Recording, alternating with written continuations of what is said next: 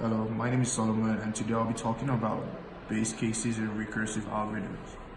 So what is a base case? A base case is a condition that allows a recursive algorithm to return a value without making subsequent recursive calls. What is a recursive call or a recursive function? A recursive function is a method that calls itself repeatedly until the base case has been reached. Now, let's say you want to write a recursive function that finds a key inside a pile of boxes, and if you find a key in the pile, you're done, you exit the recursive function. But if you find a box inside the box, then you have to do the whole process again to find a key. Now we can do a quick sketch to explain this process. So the process starts by going through each pile of boxes.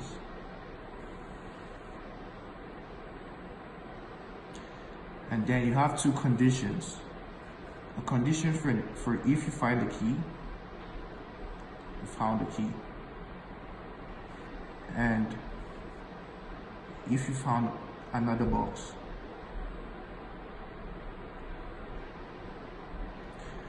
Now, if you find the key, you're done with the recursive call, you've accomplished your goal. But if you find another box, then we would have to go back to this call into the pile of boxes in search of a key. Now this happens till you find a key, and then you can exit the recursive call. Let's do another example for recursive functions. Let's assume you want to find the square of a number and other subsequent numbers below it. So let's assume the number equals 10, and you want to find the square of 9, 8, 7, and so on, to a point where number equal 1. We can solve this problem recursively by creating a recursive method that reduces the problem, the value of number, and also calculates the square.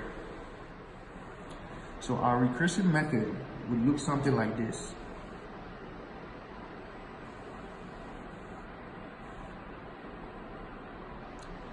Get squared, public int get squared. The name of the method is get squared, and we want to return an integer value number.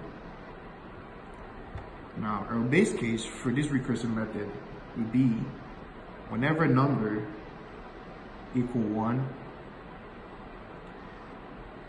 we're done and we have to return the value of number. So what this basically does is whenever number is 1, you're done with the recursive call and you should return whatever you've had so far. But if number is not equal to 1, that's the else statement, then we should go ahead and find. Let me change this real quick. Let's make this a new value. So whenever number, the else statement is d will equal number squared. I should return d. And you should return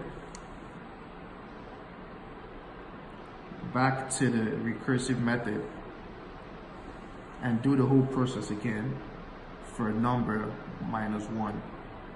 So let's assume number equal 10, right?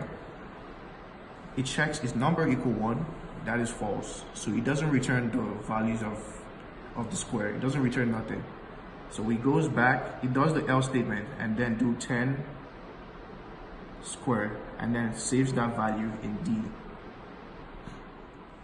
So after it has saved the value of 10 squared in D and it has computed number minus 1, it checks the new value of number.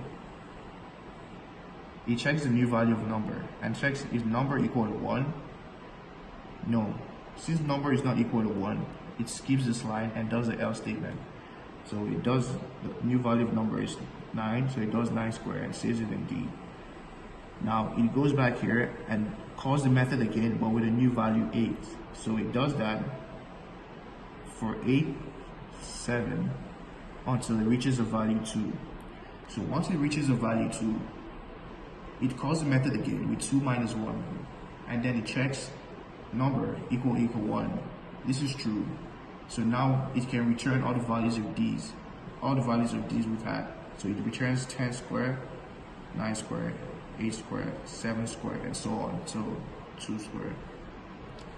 Now, in a situation where we do not have a base case, so let's assume we did not check for a number equal 1, what would happen? The thing is, we will have all these values and we'll have more values. So because we have more values because there is no condition that shows us where to stop or where to exit the recursive method. So we will have numbers like -1, -2, -3, and this will keep going on till infinity or whenever the computer runs out of memory.